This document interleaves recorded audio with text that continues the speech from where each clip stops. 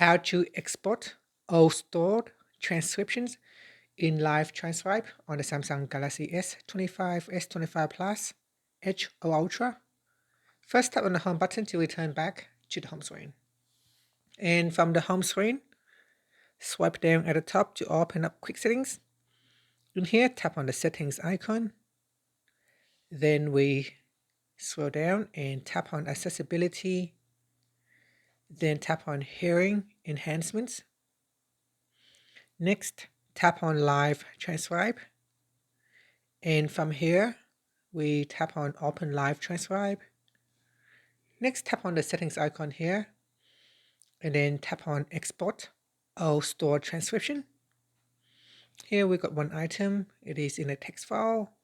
So you can say export. So choose where you want to export it to.